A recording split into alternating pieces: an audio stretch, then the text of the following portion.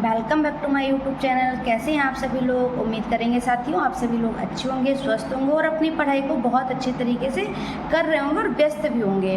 तो आज मैं ये सेकंड चैप्टर लेकर आई हूँ, सीफेलोक्वाड्रोप्रोक्सिमोडिस्टल। मैंने पार्ट फर्स्ट आपको पूरा बता दिया है। तो सीफेलोक्वाड्रोप्रोक्सिमोडिस्टल के आगे का पढ़ते हैं।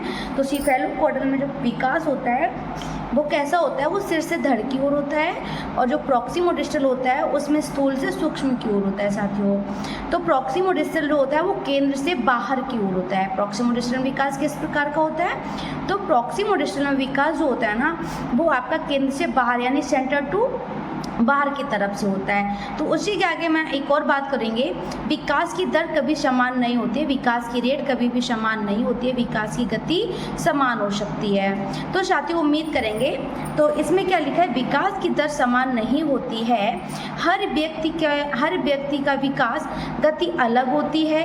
कोई जल्दी बोलता है, कोई देर से बोलता है। इसका कारण है वंशानुक्रम, स्वास्थ्य, वातावरण आदि। ठीक है, यानी कि जब बच्चा अच्छे वातावरण में होगा, अच्छा उसका वंशानुक्रम होगा तो बच्चा अच्छा बनेगा। बच्चे का स्वास्थ्य अच्छा होगा तो बच्चा जल्दी से सीख जाएगा।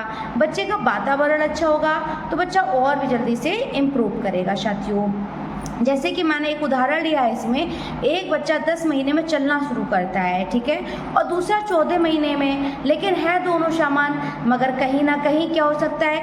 किसी का वंशानुक्रम प्रॉब्लम कर सकता है, किसी का स्वास्थ्य प्रॉब्लम कर सकता है, तो किसी का वातावरण इफेक्ट कर सकता है। मगर एक बच्चे ने जल्दी इम्प्रूव कर लिया, वहीं दूसरे बच्चे ने देर से इम्प्रूव कर पाया। जैसे कि आपको बता दें, एक बच्चा 10 महीने में चलना शुरू करता है तो दूसरा 14 महीने में, लेकिन दोनों सामान्य हैं, यानी कि कहीं किसी को कोई प्रॉब्लम नहीं है, लेकिन किसी का वंशानुक्रम प्रॉब्लम कर सकता है तो किसी का वातावरण इफेक्ट कर सकता है। उसी के अगले क्रम में लेकर आएंगे, यानी विकास सरल से जटिल के रूप में होता है। विकास किस प्रकार से होता है? सिंपल टू कॉम्प्लेक्स होता है साथियों। किस प्रकार से होगा?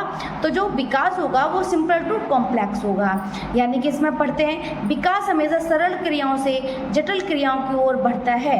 यानी कि विकास आपकी सरल से स्टार्ट होकर कहाँ पर बढ़ता है? कठिन क्रियाओं की ओर बढ़ता है। बच्चा पहले पूरे हाथ से वस्तु पकड़ता है, फिर उंगलियों से। जैसे कि मैंने आपको एक उदाहरण इसमें स्पष्ट किया है। बच्चा पहले आड़ी तिरछी रेखाएं खींचता है, फिर अक्षर व आकृतियां बाद में बनाना सीखता है। तो बच्चा पहले आड़ी तिरछी रेखाएं खींचेगा, फिर बच्चा अक्षर व आकृतियां बनाना सीखेगा। तो आपको उम्मीद करेंगे विकास की दर कभी समान नहीं होती है। विकास होता है वो सरल रूप से जटिल के रूप में होता है। अब उसी के आगे की ओर पढ़ते हैं। उसी के आगे क्या होता है? जो विकास में भिन्नताएं होती हैं वो किस प्रकार होती हैं? यानी कि इंडिविजुअल डिफरेंसेस क्या होते हैं इन डेवलपमेंट। विकास में व्यक्तिगत विभिन्नताएं किस प्रकार की होती हैं? तो आगे पढ़ते हैं। हर बच्चा अलग होता है। सबको पता है बच्चे कि हर बच्चा अलग होता है, इसलिए उसका विकास भी अलग गति और ढंग से होता है। क्या होगा साथियों? इसलिए उसका विकास भी अलग गति से और अलग ढंग से होता है। कोई बच्चा शारीरिक रूप से तेज बढ़ता है तो कोई मानसिक रूप से। एक उदाहरण के तौर से मैं आपको स्पष्ट करती हूँ। एक बच्चा गणित में तेज हो सकता है, दूसरा खेल या कला में। तो मान के चलते हैं कि हर बच्चा अपने इंडिविजुअल डिफरेंस लेकर ही आता है। कोई बच्चे की बुद्धि बहुत अच्छी काम करेगी, किसी की बुद्धि कम तेज करेगी। कोई बच्चा मानो गणित में ज्ञाता होता है और वहीं कोई बच्चा मानो तो गणित में स्लो होता है। कोई बच्चा कला में तेज होता है, कोई बच्चा कला में तेज नहीं हो सकता है। मान के चलो कोई बच्चा खेल में आगे निकल गया तो और कोई बच्चा किसी और चीज में आगे निकल गया। कोई बच्चा आपके क्रिकेट में आगे निकल गया तो कोई बच्चा रैकेट में आगे निकल गया। यानी कि प्रत्येक बच्चा समान नहीं हो सकता है। हर बच्चे का व्यक्तिगत विभिन्नताएं होती ही होती हैं। उम्मीद करेंगे साथियों कि विकास में विभिन्नताएं भी आपको समझ में आई होंगी। उसके बाद की बात करते हैं, विकास का एक ही करण की दिशा में होता है। यानी जो विकास होता है साथियों वो एक ही दिशा में होता है।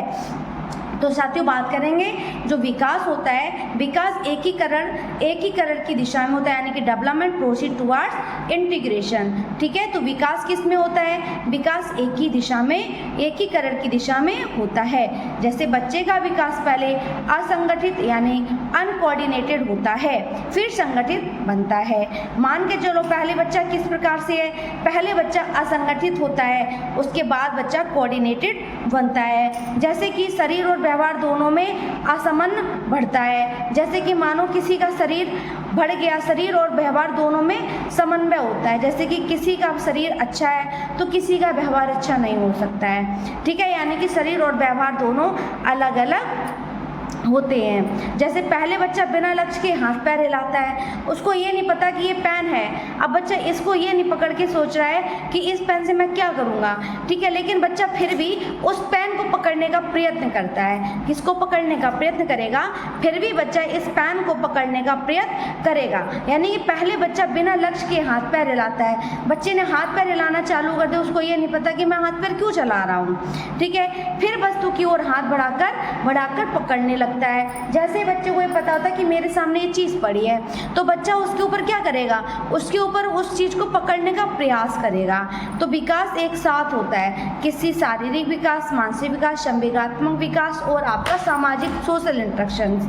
उम्मीद करेंगे बच्चे कि आपको विकास की एकीकरण की दिशा भी बहुत अच्छे से स्पष्ट रूप से समझ में आई होगी। और एक बात बता दें, जो विकास होता है वो मतलब बर्थ टू कब होता है। ठीक है ना, जो विकास होता है वो जन्म से लेकर मृत्यु पर्यंत तक चलता रहता है। अब इसके आगे का देखते हैं, आगे का क्या प्रोसेस है इसका। तो जो विकास होता है ना वो सर्पिलाकार होता है। किस प्रकार से होता है? विकास होता है ना वो सर्पिलाकार होता है। इससे क्वेश्चन बहुत ही उम्दा तरीके से पूछे जाएंगे। फिर पूर्व ज्ञान के आधार पर नवीन ज्ञान को सोचता है बच्चा। बच्चे को पहले क्या है? बच्चे को पहले पूर्व ज्ञान के आधार पर उसको नए ज्ञान से जोड़ने का प्रयास करते हैं। जैसे कि आपको पता होगा कि बच्चा को पहले हम लोग बच्चों को पुराने से पुराने चीज़ों से हम लोग पहले आगाह कराएंगे। आगाह कराने के बाद उसको उस पूर्व ज्ञान को लेकर नवीन ज्ञान से जोड़ने का प्रयास करेंगे। ठीक है, तो विकास किस प्रकार से होता है बच्चे? विकास होता है ना वो सर्पिलाकार होता है। तो विकास हमारा यहाँ से समाप्त हुआ।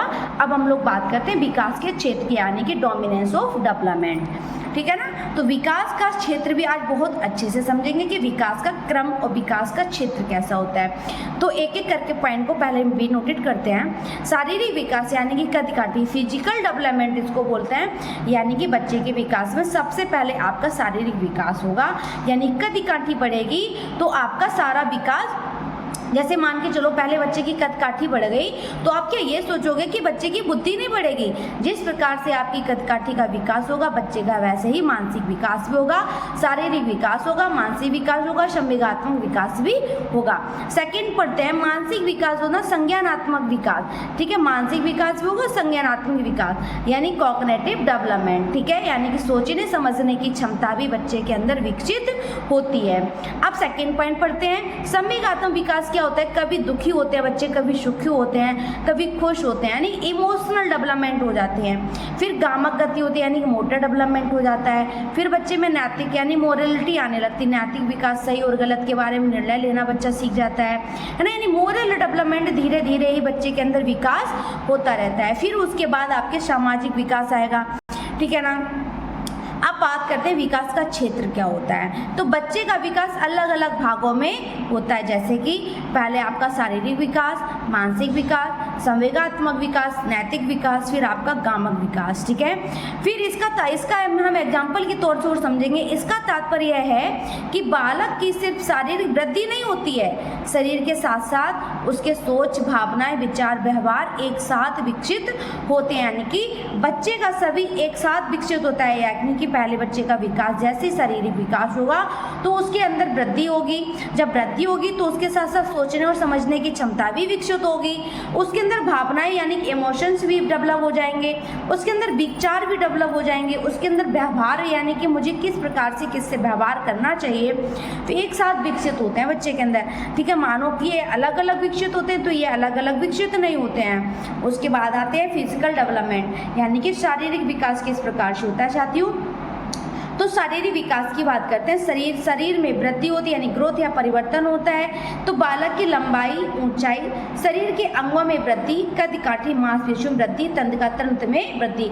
तंत्रिका तंत्र आप समझते होंगे जिसको बोलते हैं नर्वस सिस्टम, ठीक है, यानी कि तंत्रिका तंत्र को क्या बोलेंगे, न्यूरो सिस्टम, ठीक है। यानी कि सबसे पहले बच्चे की लंबाई यानी कि ऊंचाई भी बढ़ेगी, तो लंबाई भी बढ़ेगी, लंबाई ग्रोथ, शरीर के अंगों में वृद्धि, जिस प्रकार कद काठी में वृद्धि होगी तो मांसपेशियों में खिंचाव होगा, तो मांसपेशियों में खिंचाव होगा तो मांसपेशियों में भी वृद्धि होगी, फिर वृद्धि होने के साथ साथ तंत्रिका तंत्र में भी वृद्धि होगी।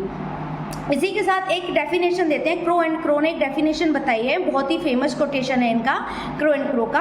तो इन्होंने बताया शारीरिक विकास शरीर के विभिन्न अंगों की वृद्धि उनके आकार की और कार्यों के संबंध की प्रक्रिया है। जैसे कि उन्होंने बोला है शारीरिक विकास जो होता है ना वो शरीर के विभिन्न अंगों की वृद्धि होती है और आकार और कार्यों के संबंध में भी प्रक्रिया करने लग जाता है बच्चा एक, ठीक है। फिर एक आपका लास्ट पॉइंट बताता है हरलोक महोदय ने क्या कहा है। तो हरलोक महोदय का सबसे बेस्ट और इम्पोर्टेंट कोटेशन होता है, इन्होंने कहा था कि शारीरिक विकास वह प्रक्रिया है जिसके द्वारा बच्चे की ऊंचाई, वजन, हड्डियों और मांसपेशियों में वृद्धि होती है। यानी कि शारीरिक विकास वह प्रक्रिया होती है जिसके द्वारा बच्चे की ऊंचाई, वजन, हड्डियों और मांसपेशियों में वृद्धि होती है और वे परिपक्व होते हैं। जिस प्रकार से बच्चे में इस प्रकार का मैच्योरेशन आता रहता है तो बच्चे में क्या होता है, परिपक्वता, यानी कि मैच्योरिटी आती जाती है, तो बच्चा क्या होता है और वे बच्चे परिपक्व होते हैं। आयु के अनुसार अंगों का विकास अलग अलग होता है, जैसे कि 6 माह में बच्चा बैठना सीखता है, बैठना कैसे सीखेगा, कूल्हे का निर्माण हो चुका होता है, ठीक है। 1 साल का बच्चा